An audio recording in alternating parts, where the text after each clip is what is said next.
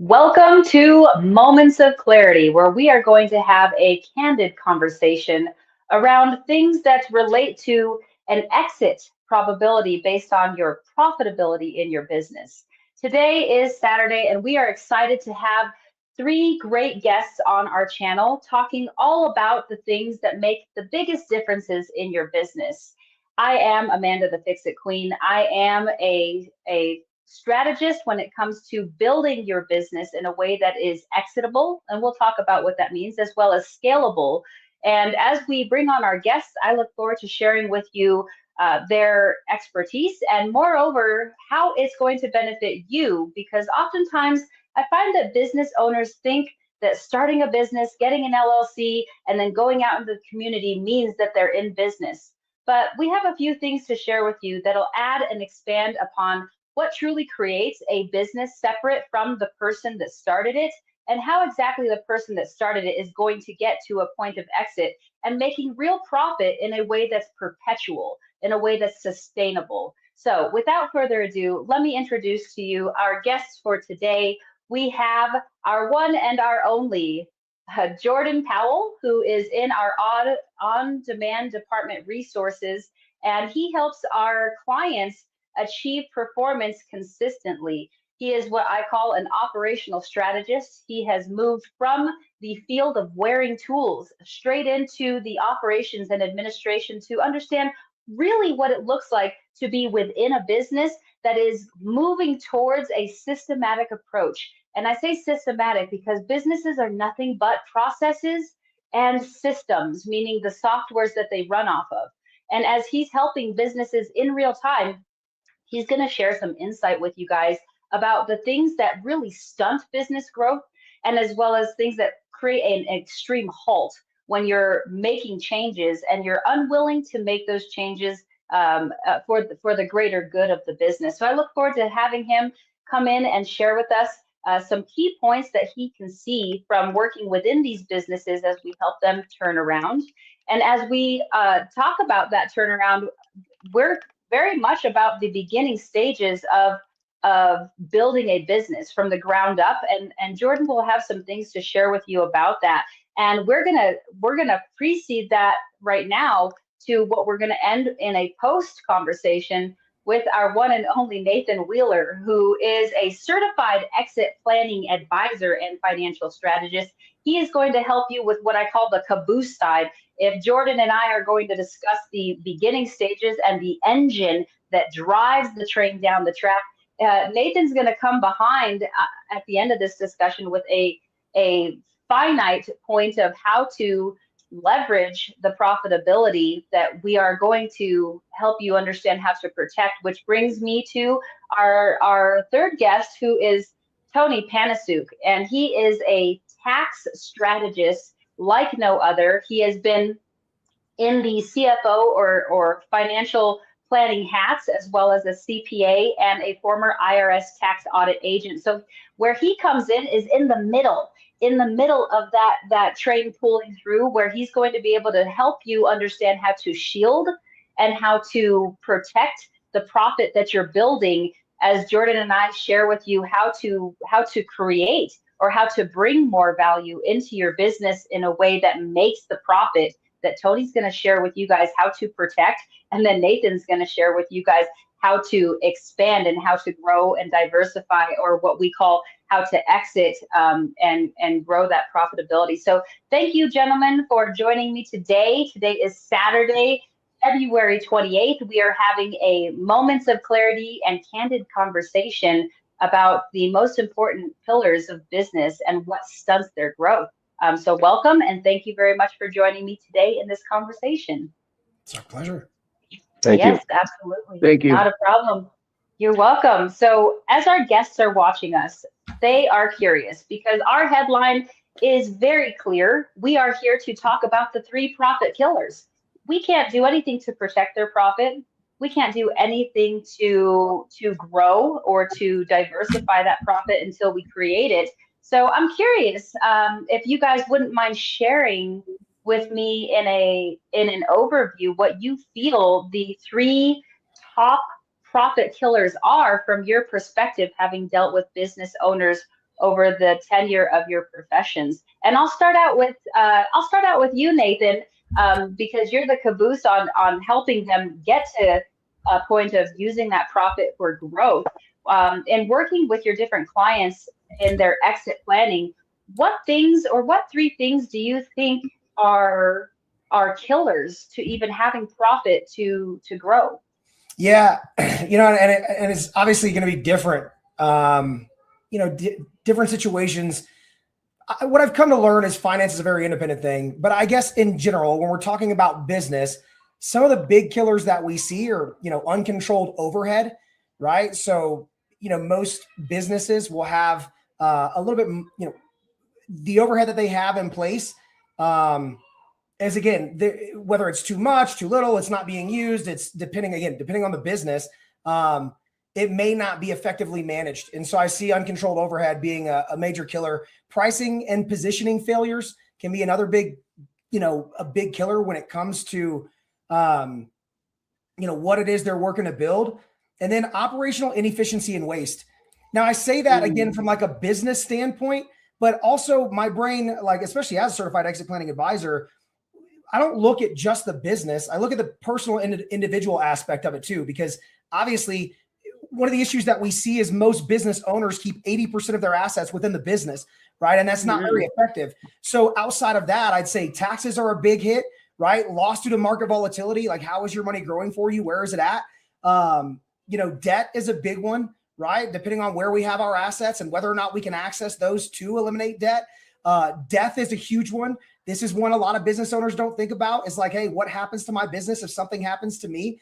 And so having something in place to make sure that it's either sustainable by the remaining partners in business or maybe their family, like whatever it may be. Again, these situations are they're personal and individualistic. But then even outside of that, the number one cause of poverty and bankruptcy in this country is medical expenses related to chronic, critical, and terminal illness. So again, just kind of in alignment with some of those things, it's like, hey, if the business owner isn't taken care of, if we don't have a proper protection and a structure in place to support the individual, then we're leaving significant risk to the business. And so again, depending on which angle we're looking at, there are different things that I'd say contribute to that factor. wow, wow. You have said more than a mouthful, Nathan. And luckily, all of our viewers are going to get a replay link so they could digest this in a measure and really identify some of those key points. And going back to the three core or the three largest profit killers that you mentioned uncontrolled overhead. Mhm. You've mentioned pricing and positioning. You've mentioned operational inefficiency.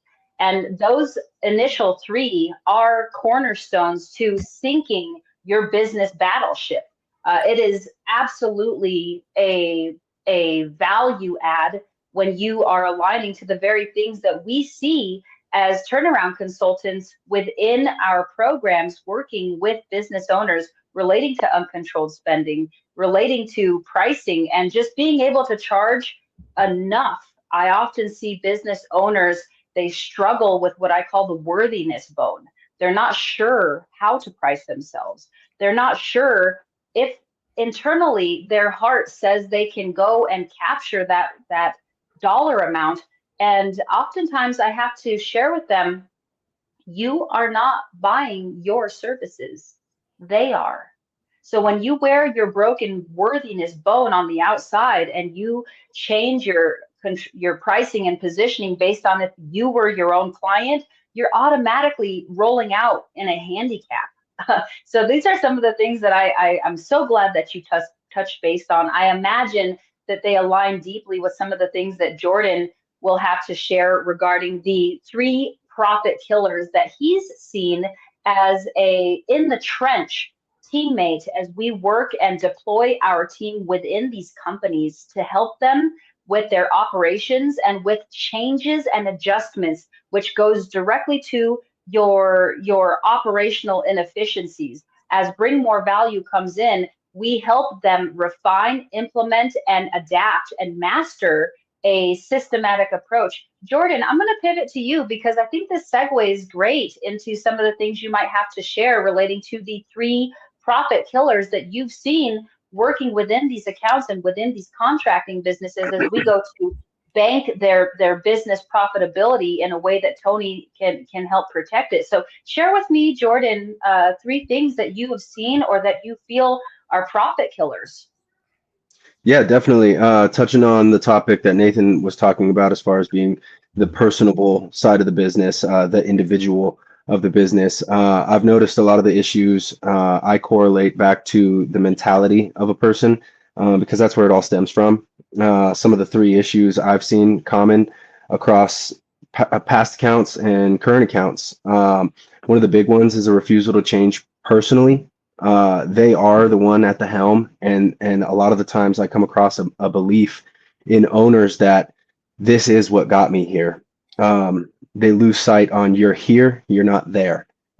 So understanding that it's a change needs to take place in oneself in order to change the business, and most business owners don't see that. Another pain point or killer of profits I've seen is a refusal to take responsibility. A lot of the time, once a business is going, they see it as the problems that happen in the business are the business's problems, not theirs. They're very much quick to take the acclaim when the business is doing well, but when something like misappropriated spending on materials, accounts, bonuses, even, then it seems that it's not their fault. It's not their job. It's not their responsibility anymore. And one of the last things I would say I've seen is using the company as a personal piggy bank. And a lot of the times, the attitude that comes with it is, I deserve it. So they feel like just because, as you say, you bring a business to market, you bring it to your community, you feel that you've done something that, in turn, you deserve whatever you want out of your business. You've taken the next step as a business owner, but now there are many more steps in running the business. It's not over at the beginning, and a lot of the time they lose sight of the end game, of what the finish line looks like. Wow. Man, you hit on some key things there. And I know you know because as you are one of our teammates that's literally in the trench wearing their jerseys, filling gaps within their organization they didn't know they need filled or didn't feel were a priority.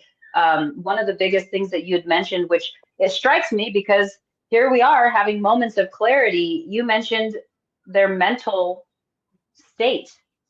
The mental state of a business owner is so crucial in order for it to make any decisions that outweigh their own fear to help benefit the business and benefit the team within the business. Where they sit mentally and in their belief is such a core thing. So a profit killer, absolutely, which is where I deeply align, is what is the mental, I guess, hemorrhage going on. And I say hemorrhage because these are thoughts or words that ruminate. They just echo over and over again. As we've worked with clients and contractors that are swimming against a current of their own fear, their own restrictions. Oh, you mentioned, what got me here is what got you there is not going to get you to where you're going. So you could work with Nathan. So you could work, and this is where we call the teeter totter from nano and micro small business into mid and large business, where we are doing things systematically. We're doing things with an approach that create consistency. And what I love is transparency. To build a team, you must be vulnerable enough to share the truth, to share the performance, not well, I call an ego field perspective where you're projecting because you're hiding behind. And that goes to the mental state and their willingness to have some growth, have some personal growth. Business is not, we'll just say, a stage for people to hide behind their trauma, but their trauma often is the driving factor that kills their profit. So I love the things that you have stated relating to bonuses. And my goodness, you couldn't have segued to Tony in a plant. This is all, again, everybody that's watching, this is a dynamic conversation, a candid conversation. And Jordan, you said using it as their personal piggy bank makes me, it creates a visual, because oftentimes I do see employee mindset moving into entrepreneurial journey, and they're going from dealing with, tens and hundreds of dollars to 10,000 and hundred thousands of dollars. And they feel this falsified cushion of access to capital, and they start using the money in ways that don't create sustain and future planning, or what Nathan might refer to as exit planning, to be intentional with the revenue coming in. Just because it hit the bank doesn't mean it's profit yet. We got to get to the end of the year. And that's where Tony comes in and helps people identify the areas of compliance. So Tony has such experience delivering from startups all the way to running multi-million and billion-dollar budgets for the military. So there's a spectrum of accountability, transparency, consistency, and we'll just say honoring the logic of the way financial cash flow patterns work. So Tony, as we're talking about this, I'm so curious from your perspective, what you feel from the financial, from a tax strategist and a CFO professional. What do you feel are the three killers that you see in a pattern of a business? Can you share with You us? bet. You bet, Amanda. Thank you. Jordan and Nathan brought up some great points, and they were all.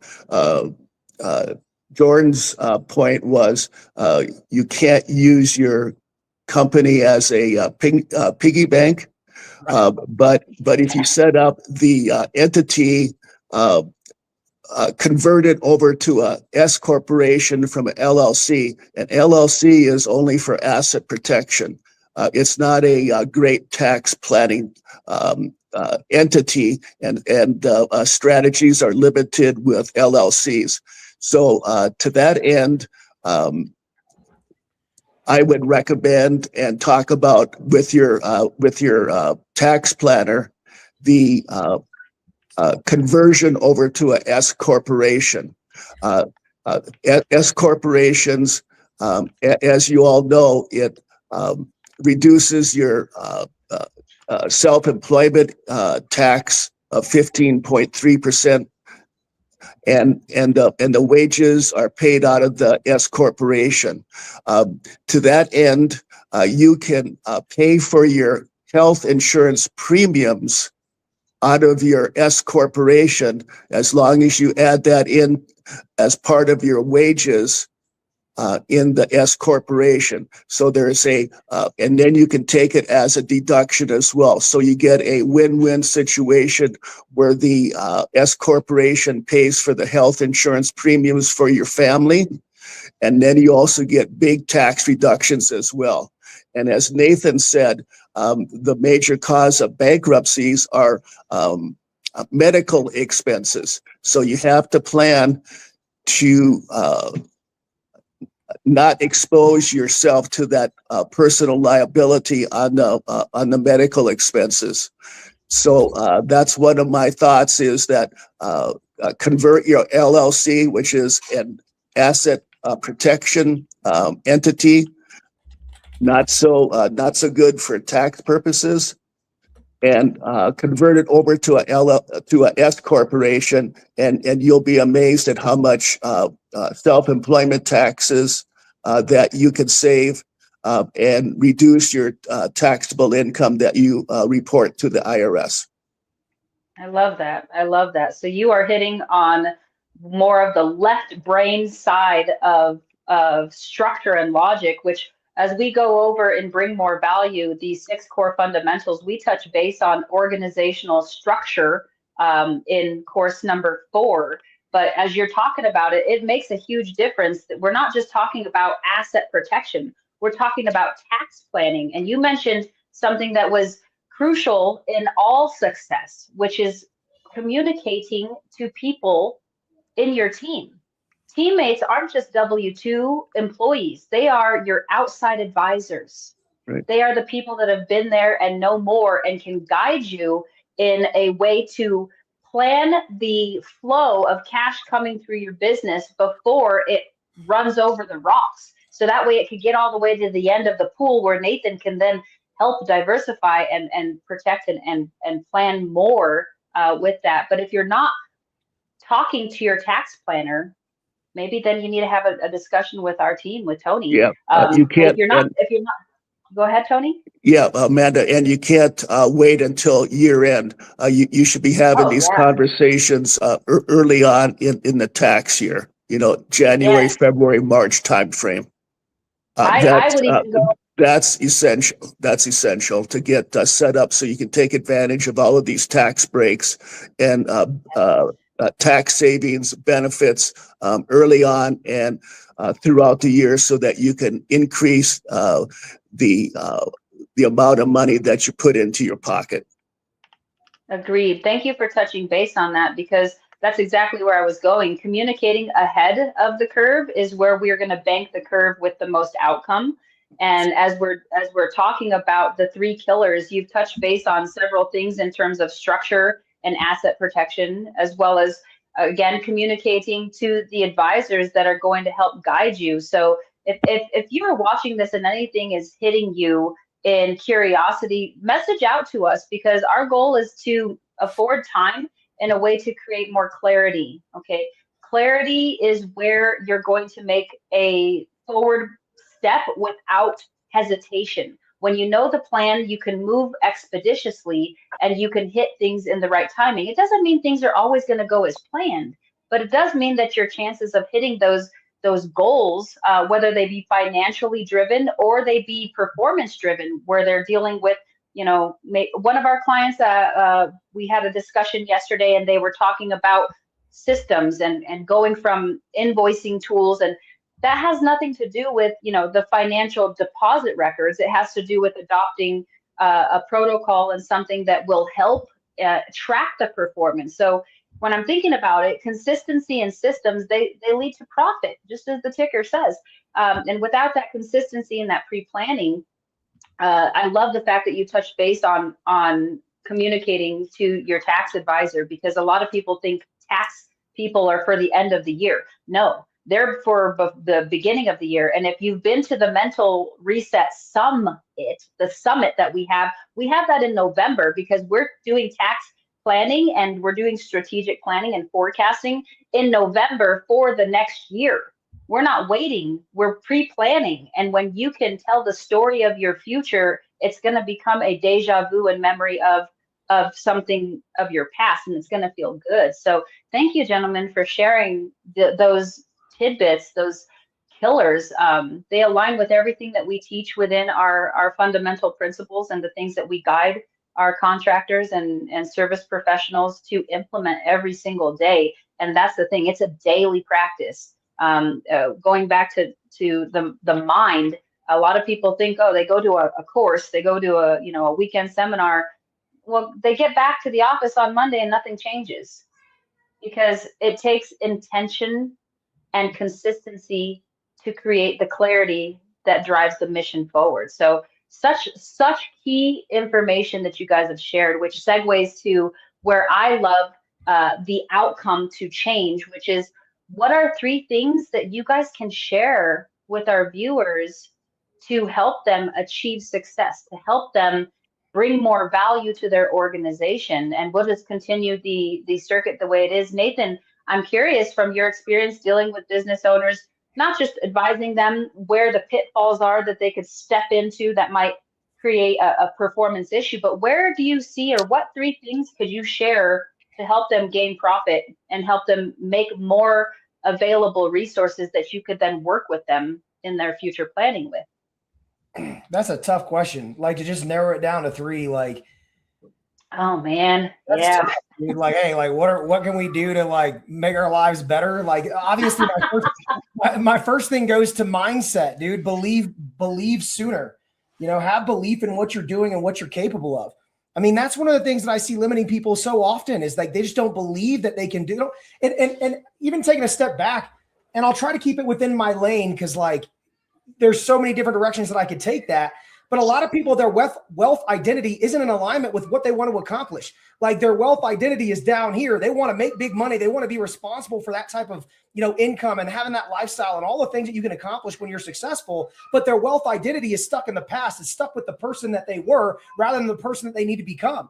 And here's the thing. You're not going to become the person who makes X amount of dollars, whatever your target goal is, if you stay the same person that was making X amount of dollars over here. So there's a huge identity shift that needs to occur. You literally have to shape your identity around who you intend to become.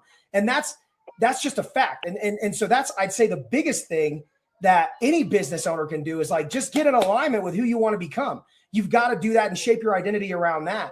Now, and let me do me a favor and re-ask the question, because that's a big, like that right there, by the way, if people will embrace that right there, your entire existence will shift. If you can learn to shape your identity around who you intend to become, your existence is vastly different just by that one shift. And I'm sorry, can you please ask the question? No, I will ask the question, but I also want to commend you in your lane. Your lane financially. So what you are talking about in terms of the identity is what I call stepping into the future that you're moving towards. And if you are not in alignment with that person and that identity, you are creating a bollard, a wall that is impenetrable because you don't see yourself as them, meaning as you later. Yeah. So yes, I really commend you. And there is no lane. We are here to share the 3 most valuable success drivers, and getting clear with your identity, telling yourself over and over again that you're, just a lead technician, that you're just an electrician, you're just a plumber. No, you're not. You're a business mogul in the blue collar world. Change what you're saying to yourself. So that is the question for you to share the 3 most valuable success drivers. And I will commend you in your first, being a pillar, being a without that cornerstone, it is almost an impossible feat, because you must acquiesce to a shift in your mind. And we have some things that we'll share with our audience that will help them achieve that in an accelerated manner. But yes, the question is, what are the 3 most valuable success drivers? And number 1, which I believe that might be synonymous with our panel here, is your identity. Yeah. Who the hell are you? Yeah. Be who you want to be now, because now is all there is. Tomorrow never comes. Yesterday you can't change. So if you can step into that and every day ask yourself, how close am I to the person I see myself being, and then work towards closing that gap, you're going to achieve the success. So yeah, identity as one of the most valuable success drivers. Hit it, nail on the head, impact driver, straight down the middle. I really appreciate that. For sure. And I that's in business, that's one of the most important things you do. Now, I've got to just be transparent about me too. Like, when it comes to that identity shift, and this is the thing that's changed my life drastically as far as where I'm at, it was getting in alignment with God. And so that's a huge part of that identity. And so whatever that looks like for you, something that's a higher power or higher authority to you, I think that's essential, right? And so I can't stress that enough. When we talk about identity, I've got to bring up that relationship that we have with our Father in heaven. But then past that, like, let's just unpack a little bit more. What's another thing that drives success, especially in a team environment?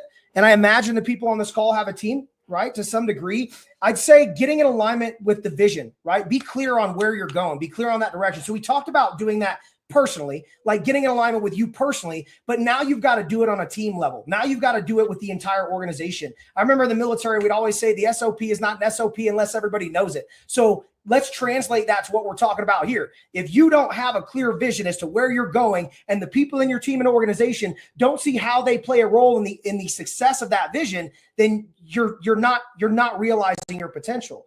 So get in alignment with you, and then really get in alignment with the team and make sure that everybody understands where they're going and the role that they play, so that they can feel like they're a part of something greater, that they know they're doing something worth doing and contributing to the overall mission of the organization. That's very important when it comes to success, especially within a team and organization, right? Be transparent, lay it out, have a clear vision, mission, and values, and make sure that everybody can articulate what that is. Because look, if your vision's like this intricate paragraph, page, book type thing, nobody's going to be able to talk about that. You go and ask somebody on your team what the vision is. You want them to be able to say what it is. And again, help them feel that they were a part of that. And so if it's long and kind of drawn out, I think that'll be challenging. So I get in line with you, get in alignment with the team. And then the last thing that I would say in relation to success, and I think the answer to this depends on how we define success, right? So it's hard for me to like put a pin in that one, because what success looks like for one person may not be what success looks like for another. So if we're talking from a monetary standpoint, I would say, hey, understand the rules of the game so you can play to win. How does money grow? How are we taxed on that growth? How do we preserve our wealth? How do we strategize? How do we look at the bigger picture and make sure that everything that we're doing is moving in the direction that we need it to, and that as we do that, it's all protected most effectively, right? So that from a wealth standpoint, that might be how I look at it. Like, hey, success for me is wealth, but for success, like for other people, success may be, hey, I want to be at home with my family. I want to be present.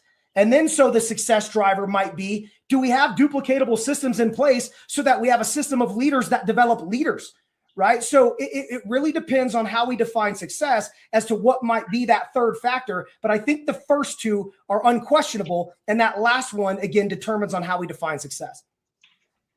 That was amazing, as you are amazing.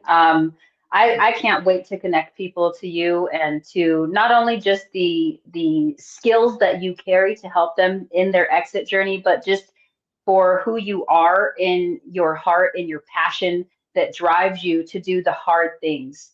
One of the things when we're talking about, identity and vision and getting clear and understanding the rules, okay, the rules of the game take you going against the grain. It takes a mental fortitude for you to do the things that are not the norm. Because let's just face it, the majority of people do not practice self-control, which is where Jordan was talking about the excess piggy bank spending. Self-control takes, we'll just say, intention, and knowing the rules of the game will help you commit to self-control. Once you understand how this leverage game works and how diversification works and how you can take a monetization, we'll just call it a vehicle, and you can get it to start perpetuating revenue, which isn't wealth. Okay, I know a lot of business owners that have been in business for 30 plus years and they are still generating cash flow, but they have no wealth. They did not deflect, reserve, and perpetuate that wealth in a non-participation manner, right? A passive income manner. So you are touching base on so many things, identity being the core acronym of NMA. And what are you doing here? NMA. What does that even mean? Maybe I shouldn't say this, maybe I should, but I'm going to be transparent. It means no more assholes. We don't want to work with them. We don't want to work for them. We don't want to be held in a collar of an expectation. One of our clients said to us, oh, this is so great. Oh, Jordan, you're going to laugh at this one. One of our past clients said to us, we were doing the turnaround consulting situation. We had 60 days of performance observation, and we started banking the performance. And then they started bucking the system and self-sabotage. And as we were talking with them about accountability, they were belligerent and they were swearing. And we told them, hey, in our business model, we desire and we deserve respect and communication in a way that's respectable. And he leaned in and said, did you guys forget who's paying you? And I'm thinking, oh, NMA, baby, NMA. I wash my hands, because you cannot bring people in to support your organization if you're not willing to change the way, number one, you treat people. Your integrity is the most important factor. It doesn't matter what you wear or how much money you have. The way you treat people, and when you command that, you must give it first.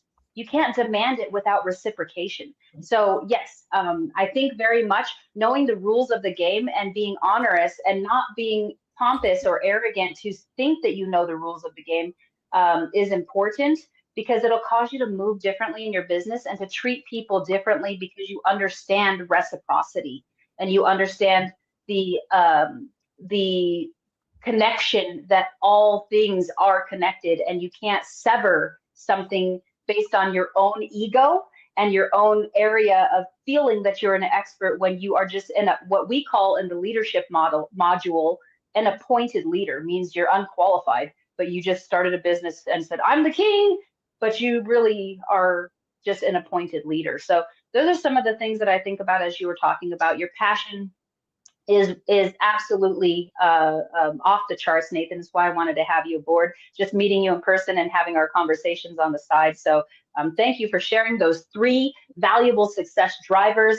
I am curious what that sparks in Jordan from his angle of the 3 things, as you are an operational strategic person, helping these people go from dysfunction to function in a way that allows them to invite more people into their business. What are the 3 success drivers that you could state that will help contractors, electricians, plumbers grow a team? What are those three drivers that you think, Jordan, are valuable? Yeah, definitely. In my experience, it's almost like it wings off and they forget the purpose of even having implemented these protocols. And it becomes unimportant to them.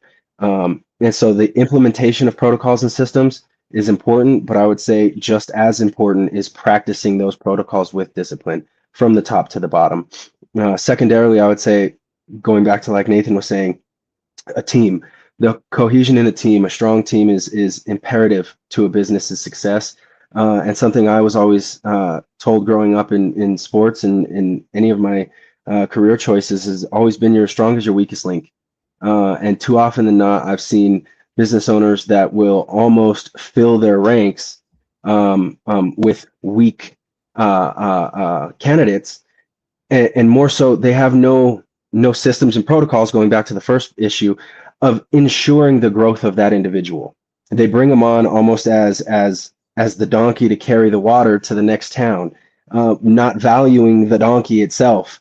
And it ties into the no more assholes. Just the view of your team. Your team is your lifeblood. It's what's allowing you to be a business owner, and so you need to value that team. You need to put the effort into making sure that they're training. Like Nathan was saying, that they know the mission, that they know the overall picture and the direction that the business wants to go. And not only that, but you have ways and means of tracking that progress, letting them know that they're not falling to the wayside and that you are attentive and know more than just their name. I've definitely seen the stronger teams prevail when it comes to business. It could be a business owner that has 10 businesses, but horrible teams in all of them, and they all fail. Or it could be one business owner who's got one business and a startup, but the team internally is rock solid. It's bulletproof. And so definitely focusing on the team aspect once you've stepped out of the personal side of business. And then I would say lastly, the ability to see beyond your own nose. Again, kind of going back into, they get into this sense of entitlement without having truly accomplished what they set out to accomplish. Kind of tying back into everything we've been saying, becoming the person who you want to be now and not waiting for it. I feel like they see the business, the name, the owner draws, the company trucks, and they see that as I've made it, I'm here. And they stay stuck in this view right here, and they're not able to look beyond their nose and look beyond themselves and see that just because they're the boss, they are responsible for so much more. It's not just showing up to work, making sure the guys know what jobs to go to.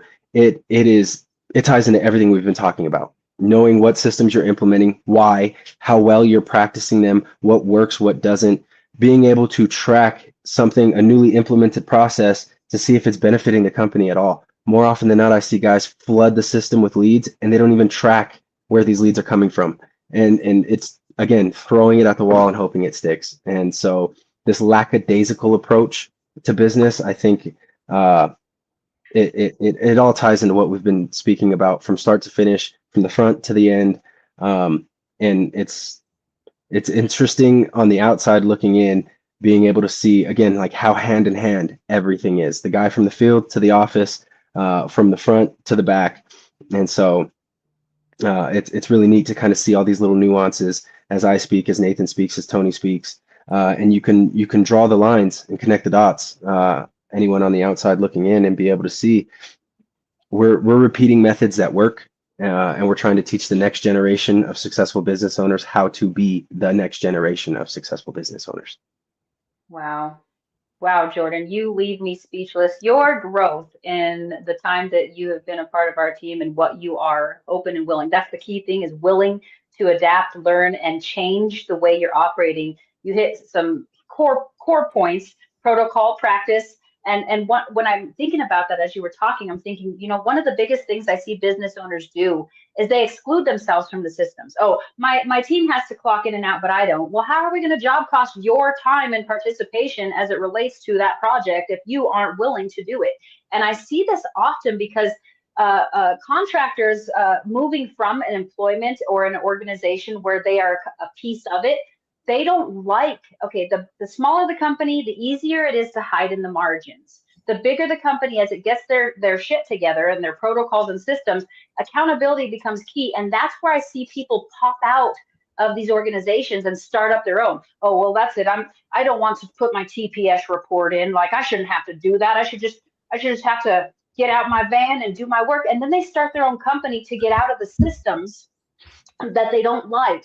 And then they have to start growing a company realizing, oh no, I have to have systems, but then they exclude themselves. They have this whole king of the hill perspective of like, no, it is I don't have to do it, you do, I'm the boss. Much like, you know, our past client that was very much trying to create order without his own inclusion, his own practice. You must practice what you preach. You must do it and demonstrate it before you can expect others to deliver in reciprocity back to your organization. So that is, if I look at contractors, and I've worked with them for whatever 25, I'm not going to age myself, years, that's the biggest thing. I see them push back in terms of the systems and ways that create accountability, and then they start their own company, and then they don't have any consistency, and they sit there and they spin around in circles because they don't understand that the thing that they left the employment organization for is the very thing they're going to need to succeed. And they have this weird bipolar, is because the best organizations operate with full transparency and what I consider the circle of reciprocal action. The business owner acts as if he is the best employee, and that best employee in the organization owns and acts as if he is the owner. They steward and they switch positions even though they're in their role and responsibility. An employee that is valued, heard, and seen within an organization will start to move like an owner. And an owner that really loves their culture and their team will start to move like an employee, because they are demonstrating to each other the value that they see within each other, and they're trying to mirror each other. And so in an organization, that's what I truly see create success, is an owner that is able to act as the best employee, which uplifts the employee to act and think as if they're the owner. And then they start saving margin. They start being present. They start doing things that don't waste revenue. So eventually they can amass it and have Tony help them protect it. So that way then Nathan can help them grow it and diversify it. So I really appreciate that. And the adaptation of that is really challenging. It is why we put on the mental reset challenge to help people make what I call a quantum leap into an overnight adaptation of practicing and to implementing consistently. Because our goal as our efforts to bring more value to other companies is not to sit here and have a raw conference and have you guys come out for 1 hour and learn something, or a weekend and learn something, but I call it a step to helping them actuate it. If we're teaching you how to do the YMCA, we're going to show it to you, all of us on this broadcast. We're going to show you what it looks like to do the YMCA. But then our team, we actually will just grab your hands and start thrusting your arms up and moving you and articulating you so you can get muscle memory in how that looks like to operate with order, consistency, systems, protocol, clarity, which leads to increased performance and increased profit. So Tony, as we're talking about the 3 things that drive performance and drive success from your wealth of experience, both, and this is the thing, I believe Nathan and you were both in the military. My father was in the Navy. The military operates off of such, we'll just say, militant protocol. Touch on that. I'm a retired Army officer, and it's imperative that there's a structure within the company, and it's well known to all workers and the owner. and as the owner must lead, and followed as well. The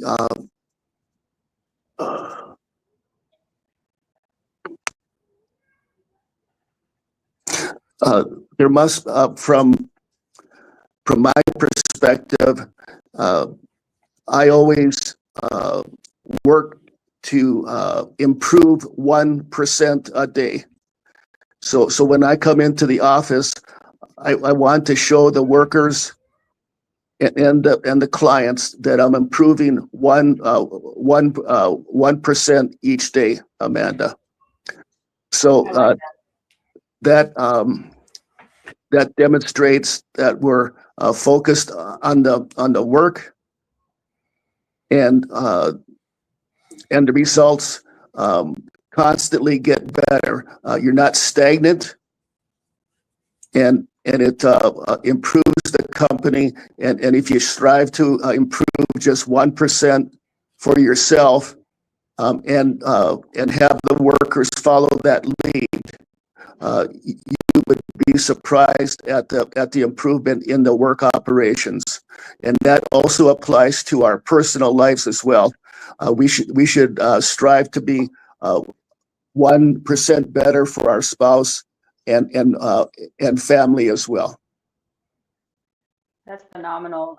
Your 1% ties into our 3Ds tool that we teach in the Matter of Mindset course when we go over the full curriculum. And the 3Ds, just in a quick overview, is 1 degree, right? So there's 3Ds: 1 degree, 1 day, by 1 decision. You can make 1 decision in that 1 day and move yourself that 1 degree that you just mentioned, Tony. So that is something that we talk about in the Mental Reset conference as we deliver the full 6 core fundamentals, and the cornerstone of that being the Matter of Mindset coursework that we go over. And that is one of the thought tools that we help people with neuroplasticity and rewiring the way they approach their business, from instead of coming at it and sabotaging it because they don't know and they're afraid. We help them understand it and support it by being willing to admit that they don't know something. So they have to grow 1 degree every day to improvement. So super, super great information that you guys have put up today. I'd like to share with the audience a perspective of how they're able to get in touch with you guys, and as I share with them, they're going to be able to pick that information off of the ticker that I have at the bottom. And as I share with them those details, I'm curious, Nathan, for you, are you able to give us an overview of what you do and how you do it in terms of the services that you offer, so they can understand? Because you've talked a lot about your perspective, the 3 killers in business: profit, and the 3 things that you find that are a value add. But what exactly do you do, Nathan? Can you give us an idea of what that looks like? Yeah, absolutely. And a couple of things. I noticed the email address that popped up is not accurate for me. My email address is wealth@nathanuwheeler.com. Oh, I missed the U. Let me fix that for you.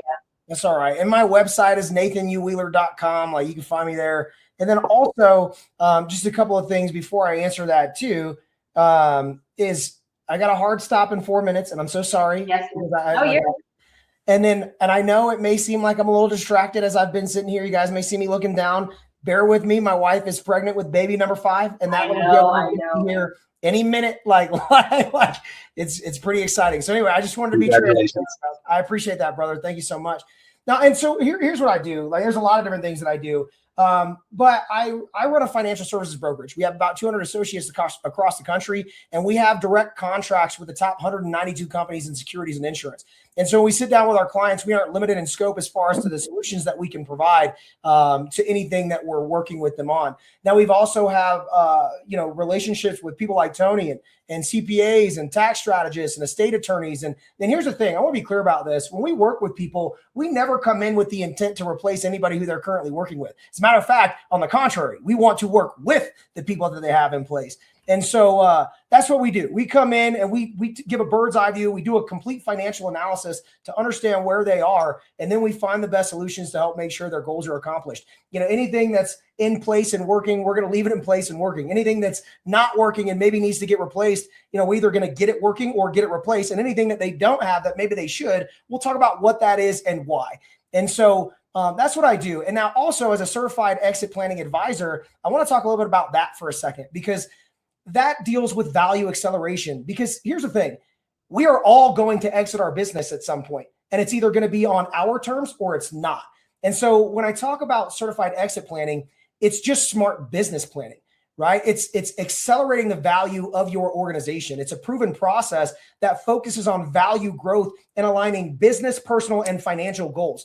So it's where the owner is and where they need to be. See, value acceleration, it's the bridge between. It's a management and life planning system focused entirely on value and income, right? And so it's grounded in action. It's not like a passive thing that we do. And so just a couple of different lanes that I operate within, again, running a financial services brokerage and helping people personally, but also as a certified exit planning advisor to make sure that we bring the big picture together. And so hopefully that answers that question. It does. It does. And as we come to a conclusion, I wanted you to go first because I know you have a cutoff time. So I really appreciate you joining us and giving moments of clarity, some added value in this candid conversation. If you need to get in touch with Nathan, his information's on the ticker. You can also get in touch with our team and we'll get you connected. And with that said, Nathan, thank you for joining us. I truly appreciate you doing that. It's my pleasure. I appreciate being here, and I would love to connect Tony, Jordan. I would love to connect with you guys. Absolutely. Absolutely. This is a conversation that is in a live forum, so they're seeing us be real humans. I've been making a bunch of notes on all the things. I've been running tickers. I've been, this is us being human. We are no different than you. We just might have some guidance that might help you, the audience, get to where you're going in a faster measure with less hemorrhage, less financial challenge. So with that said, I really appreciate that. And thank you so much. I'll catch you guys on the flip side. Tony, I'm going to have you do the same. Thank you very much, Nathan, for joining us. Yeah. Thanks, Nathan. Thank you. Yeah. Our tax planning firm emphasizes current year tax savings rather than waiting until next year to plan out for the following year. So that's what we emphasize, is at a business and also the personal level as well. For instance, one tax tip would be to create a strong health savings account, HSAs. That is a tremendous tax savings. So that's some of the things that we do, is that we work both with individuals and businesses and yes. Any of those things. Tony is very much a part of Bring More Value in the sense that he helps people with those very things. So you'll be able to work with him as you guys are working with us, but you want to reach him outside. I have his information on the ticker. And I want to say, Tony, for you, the amount of information that you know, a lot of times I see CPAs and tax strategists, they know enough to have their qualifications, but they don't have the decades of know-how. And then your IRS tax audit agent side gives you a whole different perspective from being on the inside, looking at companies that are going through audits. Now you've switched fields over here, and now you're on the other side of the planning. As you guys reach out to work with Tony, I just want to share with you, he is beyond what he is appearing to be. He is somebody that I have worked with since 2016, 2015, right in there. And if it were not for him, I would not be able to share with you guys all of the values that Bring More Value has to offer, because he's been part of my growth wheel, part of my ability to adapt and operate at higher levels in terms of revenue and just competency when it comes to understanding tax codes and the credits that we're not taking advantage of, and the write-offs that we need to know more about. So if you're thinking to write something off and you're just gonna, in order not to pay taxes, you're gonna go buy a boat real quick and put a logo on it. That is not how we do things. That is not going to leverage you into a future that has exitability And I know a lot of people do that. They'll get to the end, they have amassed some money, and then they go spend it and buy a bunch of new vans, which is outside of the plan. But that they think they have to go do that in order to not pay taxes, and that's not the case. So Tony will be able to help you guys with that. So Tony, I appreciate you joining us. Thanks. Thanks for the kind comments, Amanda. Appreciate it. Absolutely. So thank you so much, and I will definitely be in touch with you to connect everybody. And Yep. I appreciate your contribution. I have to jump off too, Amanda. Thank you, Tony. So Jordan, you are what I consider the last domino, and I am very excited for the things that you and I have been working on towards the shift for people to work with you, as you are one of our junior certified value coaches that understands not only the fundamentals as you've observed, but because you are in the trench of wearing our clients' jerseys and being a gap filler within their organizations in places and spaces. So if there's things that you feel that you would like to share with the clients about something that gives them more clarity, as we're talking about moments of clarity, as to what would cause them to want to work with an organization or bring somebody in to help them with their performance, what kind of things would you share with them? Yeah, absolutely. I mean, I would best liken it to you wouldn't hire a lawyer to do your teeth. So when you're looking for someone that's when you're looking for somebody that's going to help you out, that's practiced these protocols, that's been able to see, we always say, learn from your mistakes. Well, thankfully, we've worked closely with plenty of other contractors that have made the mistakes that they don't have to make themselves. And so it's kind of like a cheat code book for wanting to know how to play the game and do it easier, do it in a way that's going to benefit you. And so taking what Nathan said, taking what Tony said, and just kind of putting it all together.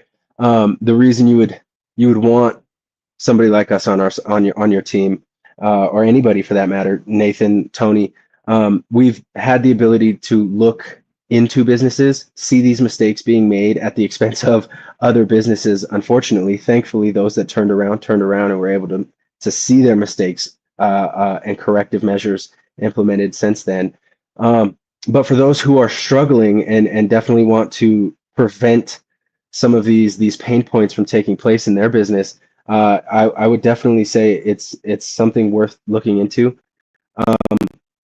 I would caution any business owner who's looking into either coaching or tax advice or financial planning. Again, look at yourself, have the conversation with yourself, and think very long and hard. How dedicated are you? Because your business is struggling, and not necessarily for the reasons you may think. It's struggling because you're struggling. And so if you're not able to grab it by the reins and put forth more hard work, more effort. I'm not saying that this is the end all be all, and that by hiring or working with any experts in the industry is going to immediately make your problems go away and make it easy for you.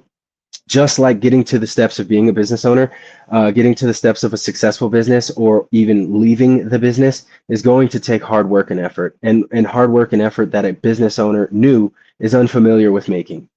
They're familiar with making the hard work and effort to get to the point they're at, but as we discussed through this entire meeting, it's not going to get you there. Got you here, not there. And so it's going to take a different level of hard work, effort, and time and dedication. And the reason I say ask yourself is because it's going to start with you. If there's anything to take away from the entire meeting this time, is the same person who owns the business is the same person we're talking to directly. These changes start at the top, and they will trickle down, but don't be looking at it with the lens of, I'm going to continue behaving the way I've been behaving, and just, like I said, throw it at the wall and hope it sticks. There's nothing any of us can help you with if you're not willing to make the changes internally. We'll be just kind of looking at each other and talking about how expensive of a lunch this was. So instead of doing that. Well, not only that, it's not only expensive lunch, and it's an expensive deflection. We had a client that we worked with that you were a part of, and we were, I think, their third or fourth consulting firm. To me, that's a pattern of an unwillingness to change. And once we got into that organization, we realized that they were being told good advice. They were just failing to implement and be Yes. consistent. And as we came in and we started implementation, we saw an adjustment in their financial performance in a very short period of time. I want to say about 6 weeks it took to bank their cash flow pattern. And the biggest thing is seeing that self-sabotage, because they just needed to point at somebody for performance while they use the company as their piggy bank. So you're touching base on some things that are crucial, because if you're not willing to change, we're probably not the people that you want to work with, because we have extreme transparency and extreme accountability when it comes to the variables that must change in order for you to make plan and to get to a point of exit. So, but on the other case, Jordan, if the people that are watching us are like, oh my God, this is like a fresh drink of water after a desert. I love this. I am willing to change. I am willing to try this. I want to know more.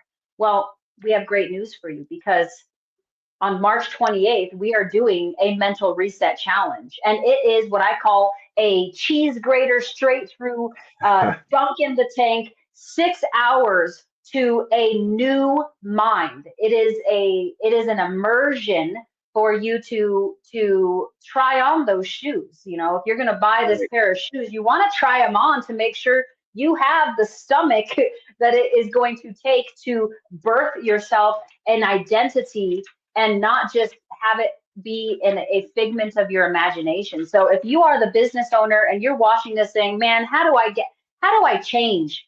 Well, you don't have to know. You just have to join us at the Mental Reset Challenge, and we're going to show you how to change. And then we're going to give you the execution steps to your adjusted mind, to your adjusted and newly, I guess, merged identity, as we clarify your visions. It is an immersive day, and it's free. That's the crazy thing. It doesn't cost you $1. It just costs you a decision, a commitment. And when you draw that line in the sand and you say, hey, I'm going to do something different and I am going to commit to it, well, then I look forward to you joining us for the Mental Reset Challenge. It is Saturday, March 28th.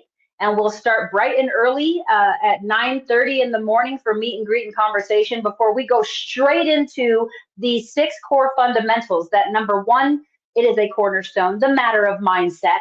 The matter of mindset is a full toolbox of adjustments, tools, and we'll just say these tools don't exist when it comes to psychological approaches. I had to go to the fabrication shop and make these tools in order to help blue collar trades community adjust their states, because the current tools that are out there in standard practice, they really don't hit as hard and get you to stand at an attention to this now moment. So the matter of mindset is number 1. Then we go straight into leadership, and oh my gosh, it is going to be like a cold a bowl of water on your face, because it's going to give you the reality of what leadership style you are and what level you are, so we could then build a track to grow your leadership to a higher level of delegation. From there, we move straight into marketing, because it is the messaging from the leader's mind about the organization.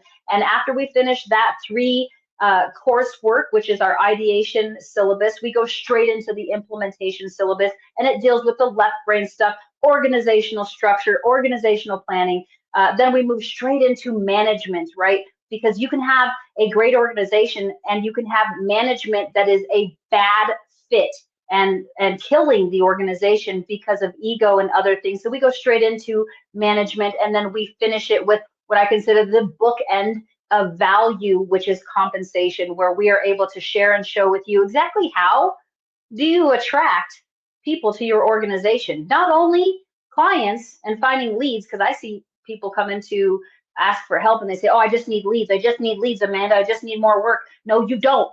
If you get more work, you're just going to go out of business faster, because you're still not getting your estimates out. You can get all the leads you want and go visit everybody you want, but if you're not getting your estimates out, you're just going to go out of business faster and ruin your credibility. So we're going to go over compensation and the values that create attraction not only for you to create a value for people to come get your services, but also, most importantly, for people within the organization and what it means to retain them, and how do you devise a plan that creates a compensation and also the retention side. So that's what we have in store for you for our mental reset challenge. Do join us. Visit bringmorevalue.com/clarity. Sign up so you can get the live stream links and you can be an active member of our Bring More Value programs that are intended to rise you to the highest level of your imagination and probably beyond when we start opening up some of the things that we want to share with you. So we really appreciate you joining us in our Moments of Clarity, a candid conversation regarding the 3 killers of profit and the 3 most valuable tips towards creating success in your business. We do hope that you would like to reach out to us and inquire. And as we are concluding this broadcast, boy, we hope you have a great Saturday. And we look forward to seeing you at the Mental Reset Challenge event. Have a great Saturday. Bye.